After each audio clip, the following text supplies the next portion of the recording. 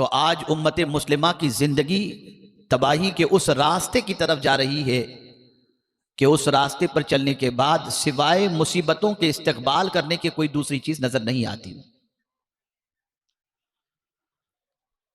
इंसान ये तसव्वुर करता है कि पहले मुसीबत आती है, नहीं, मुसीबत बाद में आती है किसी चीज के नतीजे में।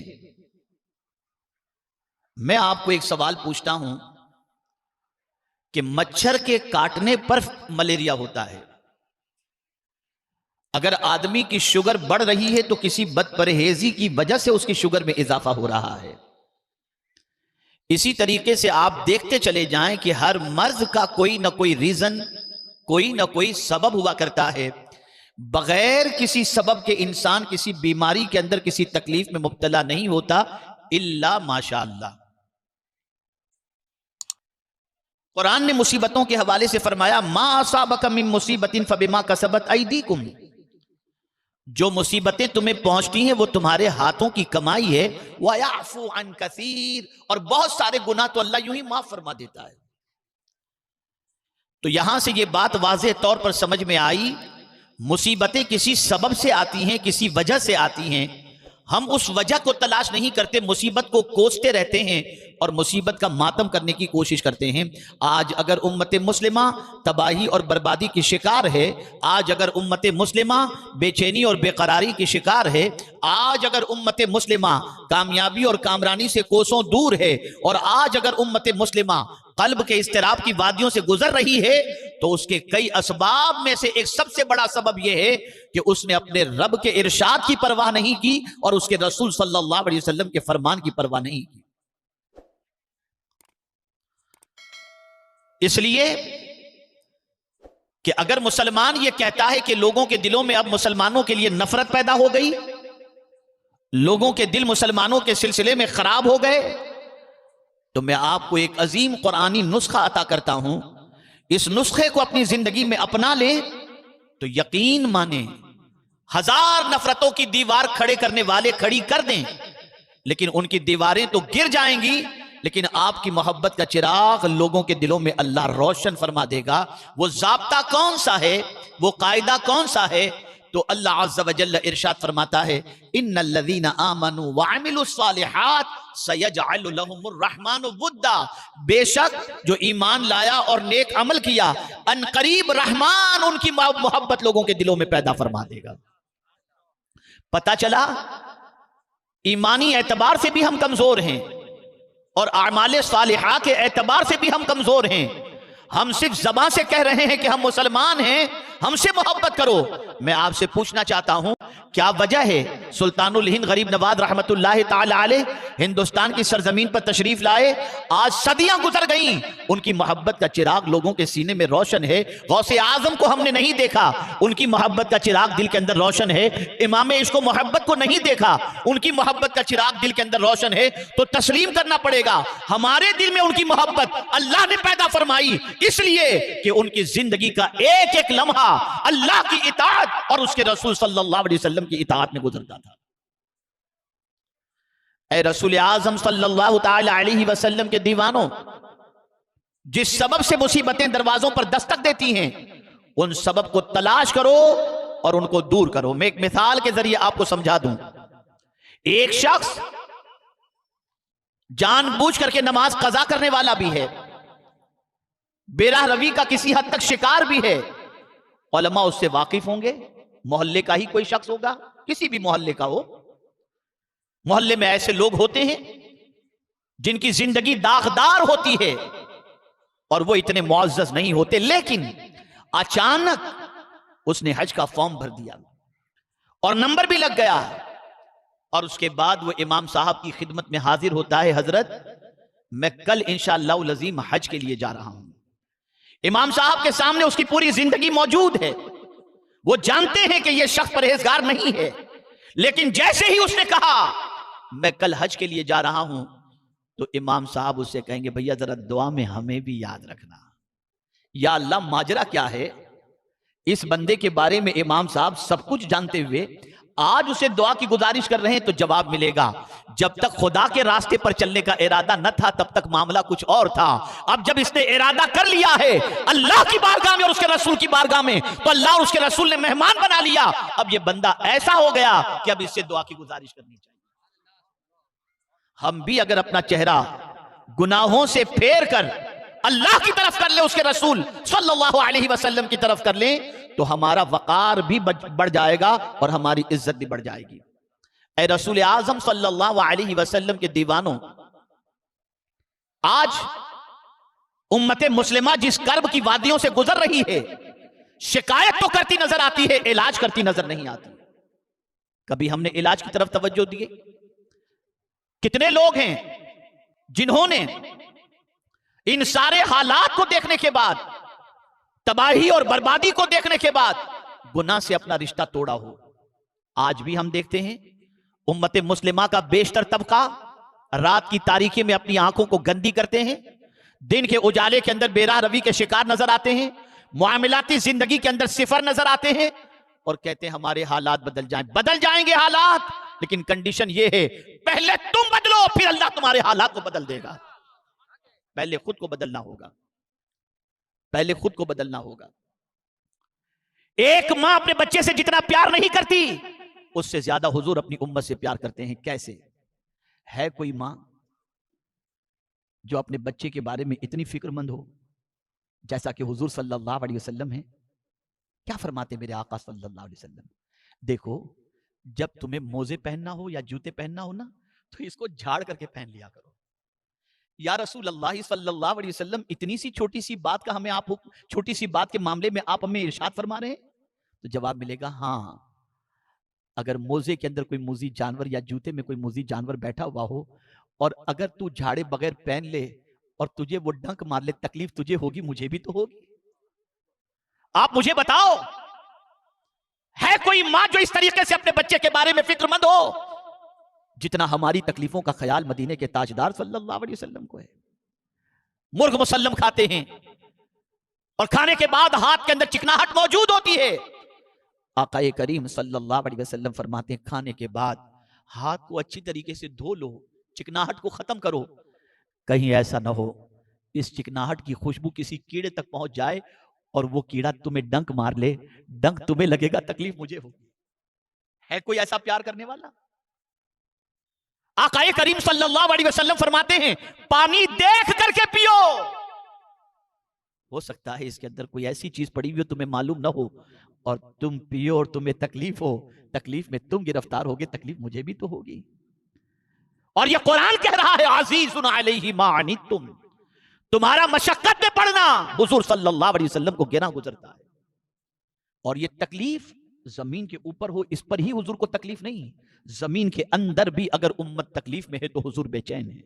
हर हफ्ते उम्मत के आमाल नामे को हुजूर सल्लल्लाहु अलैहि वसल्लम की बारगाह में पेश किया जाता है और हुजूर सल्लल्लाहु अलैहि वसल्लम अपनी उम्मत के अच्छे आमाल को देख करके खुश होते हैं और बुरे आमाल को देखकर अल्लाह की बारगाह में दुआ करते हैं और रब्बे कदीर जल्ल जलालहू की बारगाह में मगफिरत उसके लिए तलब करते हैं। मुझे बताओ, है कोई इतना ख्याल करने वाला? आइए थोड़ा सा कयामत के बारे में सोचें, क्या कैफियत होगी कयामत में? तो अल्लाह अज़्ज़ व जल्ल फरमाता है यौम यफ़िर्रुल मर्उ मिन अख़ी, कयामत के दिन भाई भाई से राह फरार इख्तियार करेगा, भागेगा। वो मां जो अपने बच्चे के सिलसिले में सर के दर्द पर बेचैन हो जाती है, वही मां कयामत में क्या करेगी जानते हैं आप? वो चाहेगी मेरी जगह पर मेरे बेटे को जहन्नम में डाल दिया जाए, मेरे बच्चे को जहन्नम में डाल दे, लेकिन अल्लाह मुझे बचा ले। वो मां कयामत के अंदर ये करेगी। कौन सी जात है कयामत में जब सब एक दूसरे को छोड़ेंगे? मैं तो इमाम इश्क मोहब्बत की अजमत पर कुर्बान कि उस तसव्वुर को खींचा है आला हजरत ने और कहते मां जब इकलौते को छोड़े, चाहे वो इकलौता बेटा क्यों ना हो, लेकिन मां कयामत में उस बेटे को काम नहीं आएगी। रसूल आज़म कहते हैं मां जब इकलौते को छोड़े आ आ कह के बुलाते ये हैं। जब मां इकलौते बेटे को छोड़ेगी, कौन सी जात है जो कयामत में काम आएगी? तो वहां पर हुजूर सल्लल्लाहु अलैहि वसल्लम की जात होगी जो अपने दामन में छुपाती हुई नजर आएगी। तो कोई मुश्किल का मरहला ऐसा नहीं जहां हुजूर सल्लल्लाहु अलैहि वसल्लम अपनी उम्मत को काम ना आते हों। हर मोड़ पर, हर तकलीफ पर, हर मुसीबत पर, हर परेशानी पर रसूल आजम सल्लल्लाहु अलैहि वसल्लम अपनी उम्मत की दस्तगीरी करते हुए नजर आते हैं। मुझे हैरत होती है, अगर कोई गुलाम रसूल या रसूल अल्लाह कहे तो बास के सीनों पर सांप रेंगता हुआ नजर आता है और कहते हैं माज अल्लाह ये तो शिर्क है, ये तो बिदअत है। मैं कहता हूं हम तुम्हारी माने या करबला के ताजदार की माने? अगर दूर से या रसूल अल्लाह कहना शिर्क होता तो ताजदार करबला की शहादत के बाद हजरत इमाम ज़ैनुल आबिदीन रदी अल्लाह तआला अन्हु कतई तौर पर यह कसीदा लिख करके यह अर्ज न करते, या रहमतल लिल आलमीन अदरिक ले ज़ैनुल आबिदीन। जिन लोगों ने घर बार लुटाकर दीन जिंदा किया, क्या उनका बेटा शिरकिया कलाम अपनी जबान पर जारी करेगा?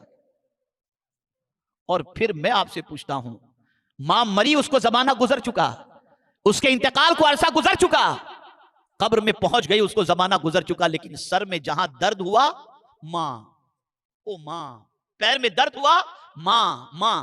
भाई तेरी मां तो तेरे सामने बैठी नहीं, तू यहां क्यों मामा करके पुकार रहा है? उस्ताद डंडा मारे, मां, मां तो है नहीं। तो आप कहेंगे ऐसे को मुसीबत में पुकारो जो बहुत चाहने वाला हो, तो दिल को उससे राहत मिल जाती है। तो मैं कहता हूं अगर मां को पुकारने पर राहत मिलती है तो उससे कई गुना ज्यादा मदीने के ताजदार को पुकारने पर राहत मिला करती है।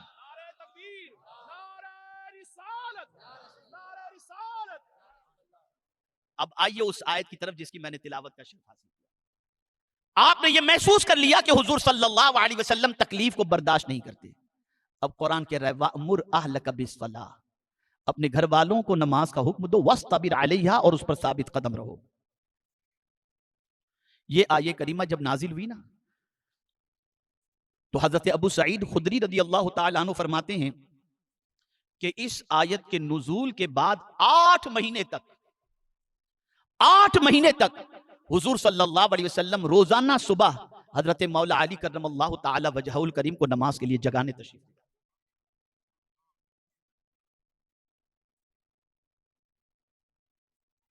आप अंदाजा लगाएं, इसलिए कि इसमें हुक्म है कि अपने घर वालों को नमाज का हुक्म दो। मैं आपसे पूछना चाहता हूं, क्या आपको भी याद है बच्चों को नमाज के लिए जगाने के बारे में? क्या आपने कभी यह सोचा कि वास्ते रिसालत माब सल्लल्लाहु अलैहि वसल्लम से हमें भी यह हुक्म मिल रहा है कि हम अपने बच्चों को नमाज के लिए जगाएं, उनको नमाज का पाबंद करें? नहीं, हमें यह ख्याल नहीं। और कुरान कहता है वस्तबिर अलैहा, और उस पर साबित कदम रहो। अब हुजूर सल्लल्लाहु अलैहि वसल्लम के साबित कदमी का आलम क्या है? तो उसी सूरह मुबारका के अंदर इब्तिदाई आयात में अल्लाह अज़्ज़ व जल्ल फरमाता है ताहा मा अंज़लना अलैकल कुरआन लितश्का। ताहा, हमने आप पर कुरान इसलिए नाजिल नहीं किया कि मेरे महबूब आप मशक्कत में पड़ जाएं। आका करीम सल्लल्लाहु अलैहि वसल्लम रात भर इस तरीके से नमाज में खड़े होते कि आपके पाए मुबारक पर वरम आ जाता। ए रसूल आजम सल्लल्लाहु तआला अलैहि वसल्लम के दीवानों, जरा सोचो और अंदाजा लगाओ, अंबियाए किराम की फिक्र क्या रही, रसूलाने इज़ाम की फिक्र क्या रही? तो आप महसूस करेंगे कि औलाद के सिलसिले में सबसे ज्यादा अगर किसी चीज की फिक्र रही है तो अकीदे की सलामती के साथ साथ नमाज की फिक्र हर नबी को अपनी औलाद के लिए रही। आइए मैं आपको समझाऊं। हजरत इब्राहिम अला नबीना अलैहि सलातो व तस्लीम ज़ईफुल उम्र हैं, कमोबेश 80 साल की आपकी उम्र है, या जो भी आपकी कमोबेश उम्र रही हो। और उस बुढ़ापे की दहलीज पर पहुंचने के बाद अल्लाह रब्बुल इज्जत जल्ल जलालहू ने हजरत इस्माइल अलैहिस्सलाम की शक्ल में बेटा अता फरमाया। बज़ाहिर कोई उम्मीद नजर नहीं आ रही थी, लेकिन अल्लाह की कुदरत के सामने कोई कुछ नहीं कर सकता। वो चाहे तो किसी भी उम्र के अंदर किसी को भी औलाद से माला माल फरमा दे। बच्चा पैदा हुआ, पहली फिक्र, तवज्जो चाहूंगा, पहली फिक्र क्या फिक्र है? कुर्बान जाइए उस दुआ पर जो हजरत इब्राहिम अलैहिस्सलाम ने की। कुरान कहता है हजरत इब्राहिम अलैहिस्सलातु व तस्लीम ने दुआ की, रब्बि जअलनी मुकीमस्सलाह व मिन ज़ुर्रिय्यती, ऐ मेरे रब मुझे और मेरी ज़ुर्रियत को नमाज कायम करने वाला बना। ऐ रसूल आजम सल्लल्लाहु अलैहि वसल्लम के दीवानों, अपनी औलाद की जो फिक्र करनी है तो इस बात की खास तौर पर फिक्र की जाए कि बच्चा बेनमाजी कतई तौर पर न रहे। इसलिए कि बच्चा अगर बेनमाजी रहा तो हदीस मुबारक है, कुल्लुकुम राइन व कुल्लुकुम मसऊलुन अन रईयतिही। कयामत के दिन जिम्मेदार से पूछा जाएगा मातहत वालों के बारे में कि आखिर ये बेनमाजी क्यों रहा। अब आइए हुजूर सल्लल्लाहु अलैहि वसल्लम का अमल। आकाए करीम सल्लल्लाहु ताला अलैहि वसल्लम किसी की तकलीफ को बर्दाश्त नहीं करते। मस्जिद नबवी शरीफ में मुसल्ले इमामत पर तशरीफ फरमा है, नमाज पढ़ा रहे हैं, पीछे से बच्चे के रोने की आवाज आई। उस जमाने में खवातीन भी मस्जिद में जाती, बच्चे भी मस्जिद में जाते।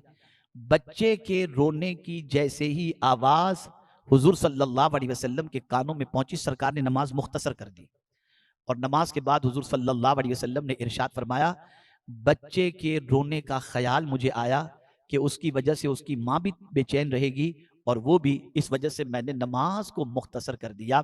अब मैं आपसे पूछना चाहता हूं, जिस बच्चे के रोने पर हुजूर सल्लल्लाहु अलैहि वसल्लम नमाज मुख्तसर कर दें, अब वो बच्चों के बारे में, नमाज के बारे में क्या फरमाते हैं, सुनिए। आकाए करीम सल्लल्लाहु अलैहि वसल्लम फरमाते हैं, बच्चा 7 साल का हो तो उसको नमाज का हुक्म दो और 10 साल का हो तो मार करके उसको नमाज पढ़ाओ। जिस बच्चे के रोने पर हुजूर नमाज को मुख्तसर कर दें, उसी बच्चे को नमाजी बनाने के सिलसिले में मारने का हुक्म हुजूर अता फरमा रहे हैं। ऐसा भी नहीं कि हड्डी बड्डी तोड़ डाले, लेकिन मारने का हुक्म दें, मारने का हुक्म दिया कि इतनी सजा दो ताकि वो नमाज का पाबंद बन जाए। और पहले की माएं अपने बच्चों को नमाजी बनाने के लिए कितना जतन करती, कितनी कोशिश करती, जरा देखो आप।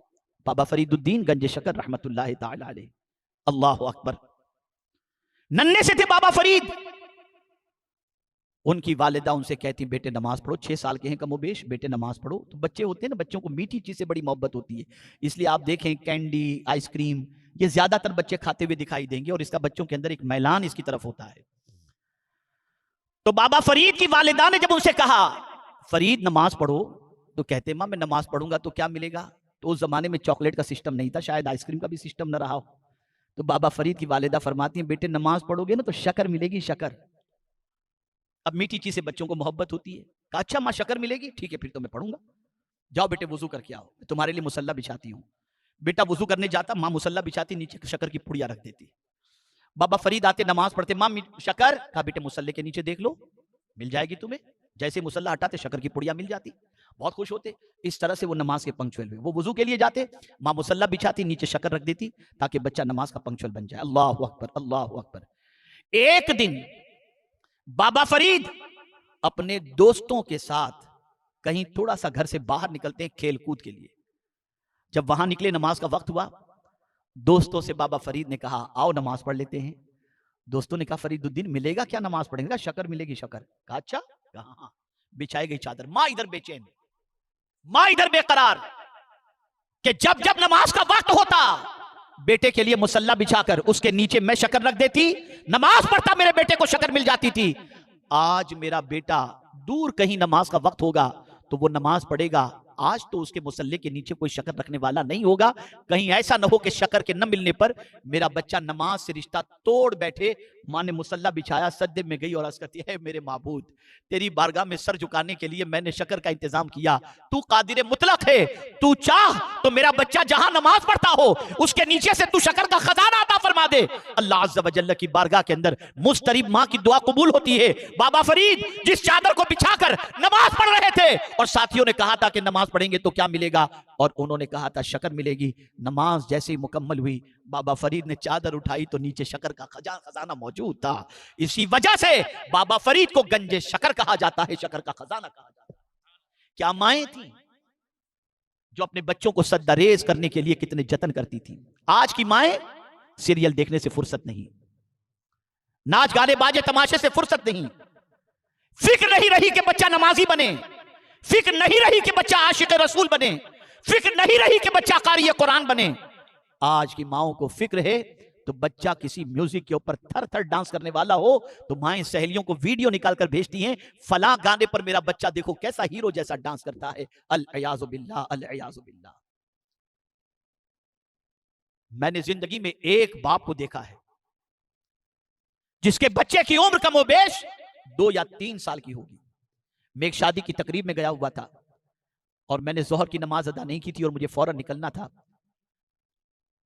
तो मैंने लोगों से पूछा कोई मस्जिद हो तो बताओ। तकरीब से फारिग होकर सीधा मस्जिद की तरफ गया तो मैंने देखा मस्जिद में एक जवान बाप अपने छोटे से बच्चे को लेकर मौजूद है। पहले तन्हा उसने शायद नमाज अदा की, पहले उसने नमाज अदा की, बच्चा इधर उधर घूम रहा था। फिर उसके बाद वो खड़ा रहा, अपने बच्चे को सामने खड़ा रखा और फिर उसके बाद वो सजदे में जाता, बच्चे को भी सजदा कराता।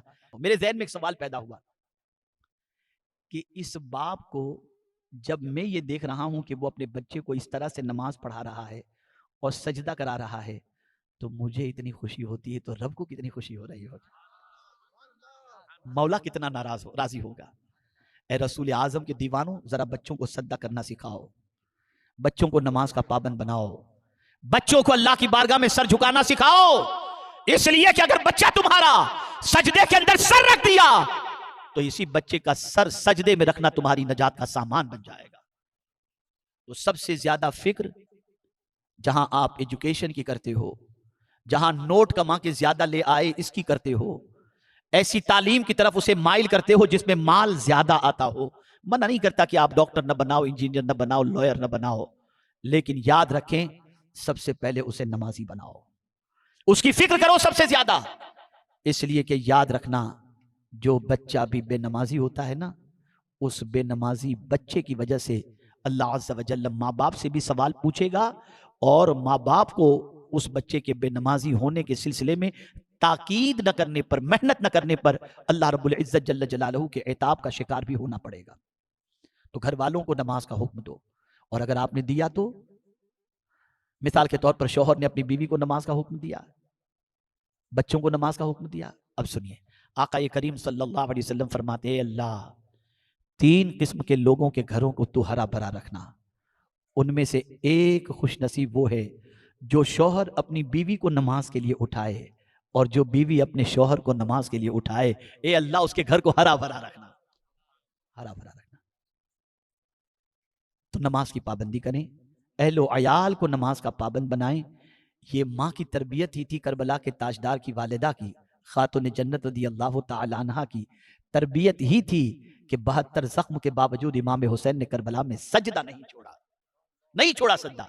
सर दर्द तो नमाज की छुट्टी, पेट में दर्द तो नमाज की छुट्टी। क्या हो गया है मुसलमानों को? हाँ, लेकिन एक बात खास तौर पर अर्ज करूंगा और इसे जहन में रखें, हर किसी इमाम के पीछे नमाज ना पढ़ें। नमाज पढ़ना हो तो पहले इमाम को देखें कि सीना इश्क मुस्तफ़ा का मदीना है या नहीं है। और मेरे प्यारे आका सल्लल्लाहु ताला अलैहि वसल्लम के प्यारे दीवानों, अपनी नमाज को जाय करने से परहेज करो। एक सवाल जैसा कि एक बुजुर्ग ने एक शख्स से पूछा था, उन्हीं के तवस्सुल से मैं आपसे भी पूछता हूं। एक शख्स जिसको वो बुजुर्ग जब नमाज के लिए जा रहे थे तो उस शख्स से जो दुकान में बैठा हुआ था, तिजारत कर रहा था, उससे बुजुर्ग ने फरमाया अजान हो चुकी है, नमाज का वक्त है। कहा हुजूर बस आप बढ़ें, बस ऐसे जैसे कि आज लोग कहते हैं। वो गए, नमाज पढ़ करके लौटे, उसको मस्जिद में नहीं पाया और मगरिब की नमाज में भी वो नहीं था, असर की नमाज में भी नहीं था। बुजुर्ग असर की नमाज और मगरिब की नमाज दोनों मस्जिद में अदा किए। लौटे, उस बंदे से कहा कि तूने नमाज नहीं अदा की, मैंने तो तुझे मस्जिद में नहीं देखा। अर्ज करता है हुजूर आप देख रहे हैं 1 मिनट की फुर्सत नहीं है, 1 मिनट की फुर्सत नहीं है हजरत, मैं क्या करूं, इतने गाहक हैं। तो हजरत ने फरमाया कि तू अगर इजाजत दे तो मैं तेरी दुकान के अंदर आ जाऊं। कहा हुजूर अब आपके कदम पड़ गए तो और बरकत हो जाएगी, आइए तशरीफ लाएं। तो हजरत ने उसकी दुकान के अंदर सूंघना शुरू किया एक एक चीज को। उसे हैरत हुई, डिब्बे पड़े हुए थे, चीजें पड़ी हुई थी, सूंघ रहे हैं उसको। उसे हैरत हुई, उसने कहा हजरत मैं समझ नहीं पा रहा हूं आप कुछ सूंघ रहे हैं। कहा मुझे कहीं से भी तेरे इस्तिंजे की बदबू, पेशाब पाखाने की बदबू नहीं आती। मैं ये सोच रहा था कि शायद तुझे नमाज का वक्त नहीं मिला तो तू इस्तिंजा भी दुकान में कर लेता होगा, सारी चीजें दुकान में ही कर लेता होगा। कहा हजरत ऐसे कैसे हो सकता है? तो बोले बेटा ये बताओ कि कारोबार तेरा शबाब पर हो, कस्टमर की भीड़ भाड़ हो और तुझे पेशाब लगती है तो तू क्या करता है? बोले हजरत तो जाना ही पड़ता है ना। जलाल में आए वो बुजुर्ग, फरमाते नादान, जिस्म से नजासत निकालनी हो तो तुझे टाइम मिल जाता है और खुदा की बारगाह में सर झुकाना हो तो तुझे टाइम नहीं मिलता, तुझे टाइम नहीं मिलता। ख्याल रिस्क तो है, रज़्ज़ाक़ का ख्याल नहीं। और मैं आपको यकीन के साथ कहता हूं, कयामत के दिन सबसे पहले जिस अमल के बारे में पूछा जाएगा वो है नमाज। कब्र के अंदर अकीदा पूछा जाएगा और हश्र के अंदर अमल पूछा जाएगा, और अमल में भी सबसे पहले नमाज के बारे में पूछा जाएगा। आप सोचते होंगे कि आज नमाज के बारे में क्यों गुफ्तगू, तो मैं आपको बताऊं, एक नमाज ऐसी इबादत है जिससे बंदे के अंदर डिसिप्लिन पैदा होता है। बंदा नमाज का पाबंद हो गया तो नापाक नहीं रहेगा, बंदा नमाज का पाबंद हो गया तो वक्त का पाबंद हो जाएगा, बंदा नमाज का पाबंद रहा तो उसके कपड़े पाक रहेंगे, बंदा नमाज का पाबंद रहा तो खुदा की नजर में महबूब बन जाएगा। एक इबादत ऐसी है नमाज जिसके अंदर सारी चीजों का हल अल्लाह ने रखा। इसको मैं आपको समझाऊं बहुत मुख्तसर में, और वो ये है, हुजूर ने खुशी में भी नमाज रखी और गम में भी नमाज रखी। ईद का दिन खुशी